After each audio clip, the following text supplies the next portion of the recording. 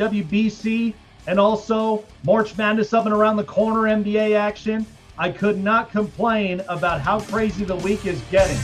So the World Baseball Classic stage is almost set. We've got Italy and Venezuela tonight, and the United States move on to the finals. So to join us to talk more about what ended up going on in the game, and also former major leaguer, knows a lot of things about having a strong bullpen on your side, Carter Cabs joins us on the program.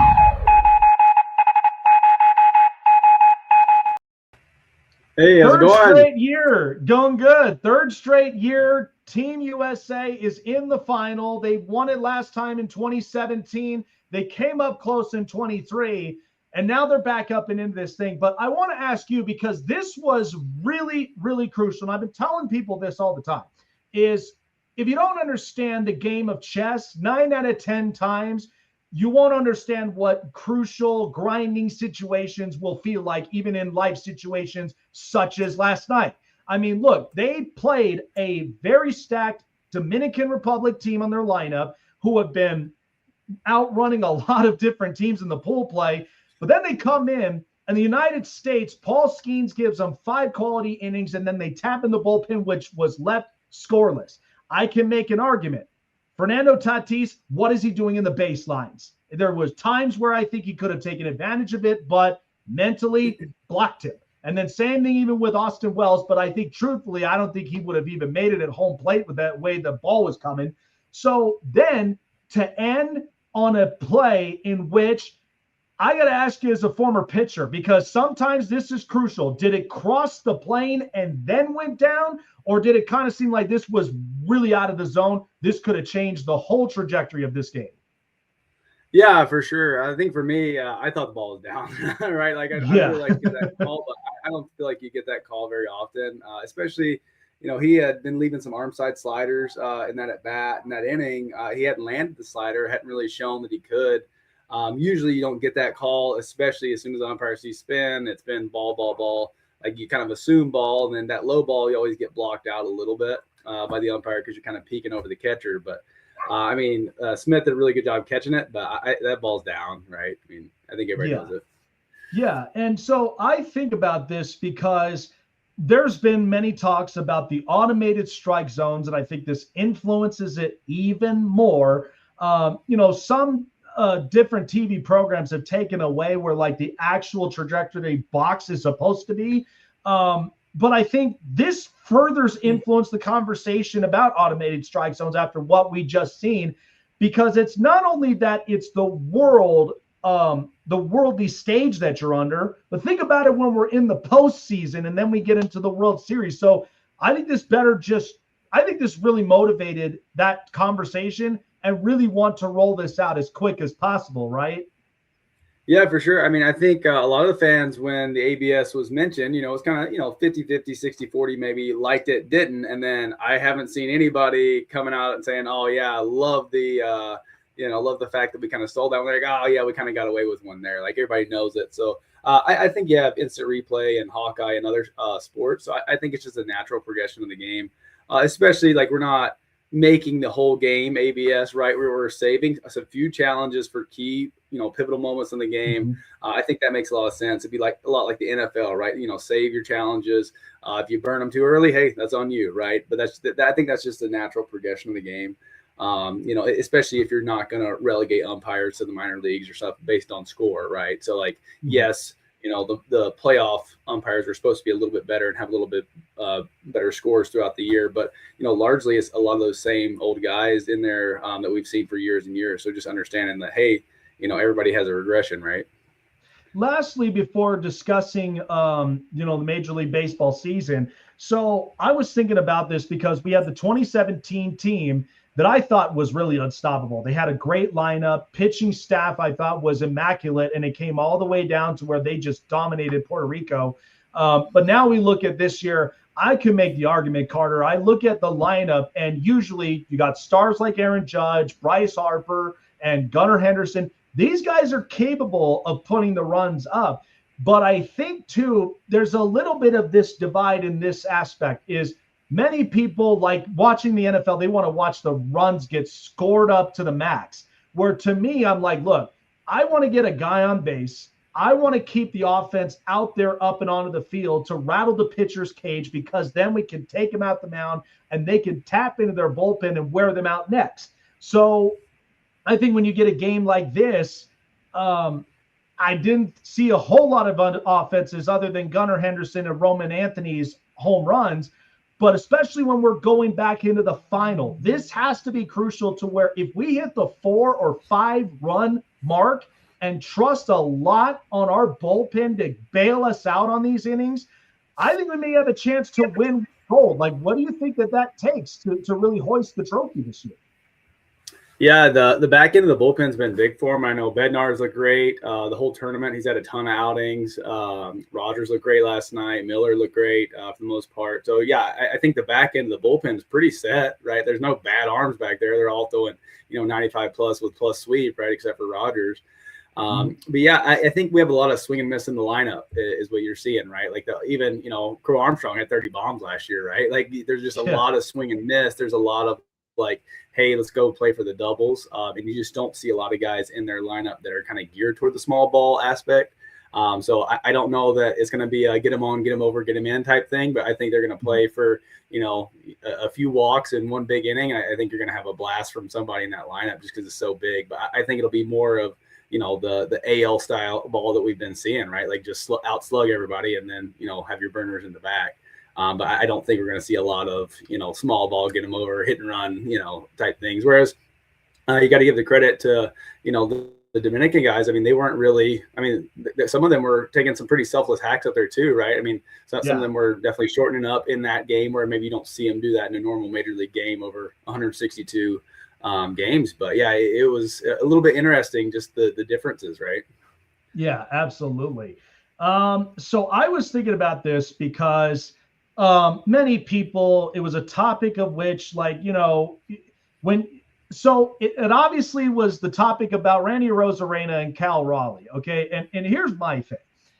You played in this sport for as long as you have, and you know the competitive side that it can get. To me personally, I didn't have a problem with this for a few reasons, because number one is that, we go back to when, Kobe and Pau back in the Olympics for basketball, where Kobe really wanted to just drill him in the chest, and he did. And then you come back to Los Angeles, you have a few beers, you probably go and get some ice cream, you talk it out, you hash it out later.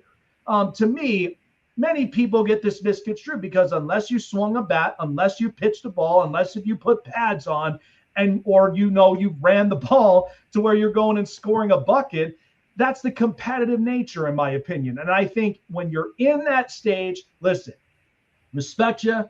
You're my teammate. Right now, we're in a different mode because I want to win for the United States as you want to win for Mexico.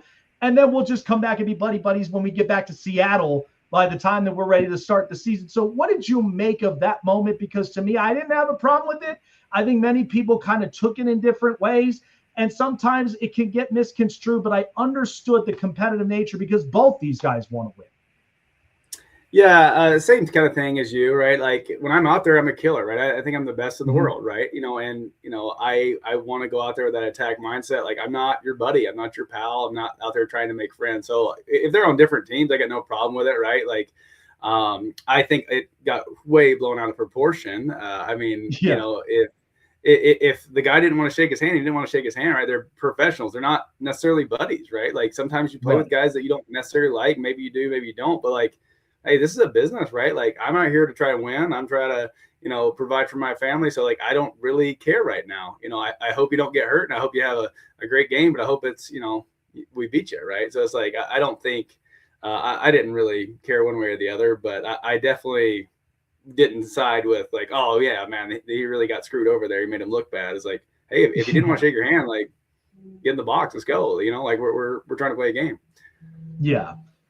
So you played amongst this organization in Seattle, and I'll make the argument. I mean, they were very close, but came up short against Toronto. And Toronto was a team that led the league in hits, and rightfully so. They made it into the World Series as they did. But I think this Mariners team, this is a very hungry organization that we know that the West right now is completely looking different. We don't know how Houston's going to look like. The A's got some young star power, but even they have some question marks, and the Angels forget about it. So Seattle, this is an opportunity for them to take the next step. And I think, does that also mean that they go and get another player to be the icing on the cake for their roster in the trade deadline and really push forward of, look, we were this close in the championship to make it to our first World Series appearance. How do you see this panning out for this organization? Because it's been a long time coming for them. I love the hype. I love what all these players and what the coaching staff's been able to do. But I think if they get one more in this, I think you can make the argument this is a team that nobody wants any business playing against. Yeah, I mean, you got to think too. Last year they kind of had a down year for their pitching, right? I mean, they got a big five going right now. They got really good arms out of the pen. They have really good pitching development. Like they got more guys in the minors coming up. I think their pitching is going to be a little bit better than it was last year. I mean, the previous year I think it was top 3, top 2 in the league the whole year. So I mean, I think we'll see a little bit more consistency out of those starters are a little bit more aged. As long as all those guys stay healthy, and then you add a piece or two late maybe. With a swing guy, but I think, the bats are always going to be, what's going to tell, right? Like when we get to the playoffs, like, I mean, they should, win the AL West outright, right? There shouldn't be any qualms about that. And if they're not, significantly up in the AL West at the trade deadline, you might see them as sellers, right? Because like, hey, what's going on? But yeah, I expect them to fully be, 4 or 5 games up at least by the trade deadline. And add that back because, what do you see in the playoffs, right? You see really, really good pitching. Like you have to be able to hit good pitching. You have to be able to hit 95 plus, right? If you don't score any in the last 3 innings of the game, like you're not going to win a lot of games. Like you're going to have to be able to hit those premium arms because everybody has them. And I think that's what you see. Toronto does really well, right? Yep. Like Toronto is bat to ball. Like we're not going to strike out. We're going to be bat to ball. We're going to, bang around the yard a little bit, and then we're going to go first to third right in front of your face, in front of the outfielders, right? Yeah, and I think it's a smart way of going about it because in the end, you're going to get your offense up and in there as everybody's clicking, and then not to mention when the bullpen and the arms are ready to roll and they're ready to get out of the inning frames, then that's where you really have to play a lot of quality control at the end of it because you want to be able to win the game and get the last say at the end of the ninth. So interestingly enough, because I think this team, the Padres, I was very impressed with them making the moves as they have over the last few years, acquiring in guys. But then as time has trickled on, I mean, this was a team that got this close against the Phillies until the Phillies just had so much overpowered stars there that there was just no chances on it. So I feel like, I don't know if this is really just the last big ride for them, but something has to give in this organization because Tatis is a star. Many of their guys, they have the right pieces, but oftentimes I question, does the starting rotation need a little more help? Does the bullpen need 1 or 2 more guys? I try to spot it and I can't figure it out, but I feel like this has to be where some serious shakeups need to happen in San Diego. Yeah, I mean, they're really going up against the wall with that Dodgers lineup too, right? Like you're playing them multiple times a year. The NL West is going to run through them every year, has for the last decade. So I think you're seeing like an arms race there where it's like, hey, we have to beat the Dodgers. Like we don't just have to beat the other 29 teams. Like we got to beat the Dodgers if we're going to go deep into the playoffs at all, right? Because we have to win out. And then you don't want to always be playing for a wild card.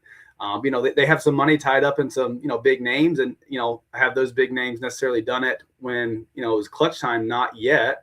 Right. So you're going to have somebody come up and get a big hit at the big moment. Right. Like you have money. Everybody wants to play in San Diego. Like it's a beautiful area. Pitching there, I thought was a little bit easier with the, marine layer or whatever you want to call it. I mean, it's a big yard, so you're always pitching into warm weather. Everybody wants to go. So no, I think, it's a place where you could get some free agents, but you got to get them there, right? And you got to pay them, right? Because you got California taxes, right? So you got to overpay them a little bit to keep them. So it's just, do they want to go up there and pay that luxury tax, right? Do they want to go out there and actually make that push, or do they want to, kind of be playing for second in the NL West every year? Because right now the Dodgers are, kind of showing you what the platform is, right? Win and you're in, and you get your TV dollars, and if you don't, then you're going to be in that mid-tier stuck. Yeah, absolutely. I've grown up. So baseball was always my first love growing up. I remember watching it a lot when I was up and in diapers, and and then all the way through, I watched how the game evolves and such. So I had a chance to watch you play, and to me, I got to ask this question because it was a fun conversation because of just your pitching delivery, which really threw a lot of people off. I got to ask because I want to know what really was kind of the mechanic behind that because of just the footing, where it landed, and then did you kind of feel you had a little more oomph behind it, like your fastball had more velocity, my control of my slider, did it give me more turn and more dip? Like what really went behind that? Because to me, that was the most unique style of pitching I'd ever seen. But if it worked and it got you out of pitching innings, I'll take it all day. I've actually never had that question before. No. Yeah, I get that one all the time. Yeah, so I actually pitched pretty traditionally before, and I would say I threw harder before, but I had a couple UCL tears, and I didn't have surgery. So they were like, hey, if you can pitch to the pain, you can keep playing. Otherwise, we're going to have to give you surgery because, like, we know it's hurting, but it's not torn. The velo is still coming out. So I had a couple of those over the course of a few years. Was still kind of playing through it and battling through it. And just like one off season, it was like, it's hurting really, really bad. And I would go to play catch and I just felt like I was just like stabbing, really not wanting to get my arm up on time, kind of guarding it, kind of protecting it a little bit. And that, you get later in the off season, it's time to get off the bump. Right. So it's like, all of a sudden I'm late, right? My arm's way late. I'm not on top of the baseball. Arm side sail misses all day. So it's like, well, I got to buy time to get my arm up, right? Like it's janky in the back right now. It's stabbing and stalling out. I got to find time. So like the stride just gradually is getting elongated. It's like, okay, well, if I can keep my weight back long enough to buy that time, then all of a sudden I get up on time and I'm ready to go. Then I come to spring, it looks way different, obviously, but I'm throwing strikes, throwing hard. So everybody's like, oh, keep doing it, and then, all the whole stuff came out about the rule changes and all that. But yeah, it was honestly just a progression of where it's like, I know I got to be up on top of the baseball, power it downhill. I can't be underneath it. And I was not getting there because, I had kind of been protecting my arm all off season, trying to, not really let it go. And then, it's go time. And, like I said, well, if it hurts, it hurts, but I'm going to still throw hard downhill. And that's kind of where it came in. Yeah. But yeah, I wouldn't say the stuff was any better. I would say obviously being closer to the plate helped a lot as far as reaction time for the guys. But like velo wise, like I was pretty similar before and after. I'd say I lost maybe a tick. But and then the slider, I always had a little bit slower slider for my arm speed. So that kind of gave it a little bit more play, I felt like. But no, I mean, the pitch shapes are largely similar.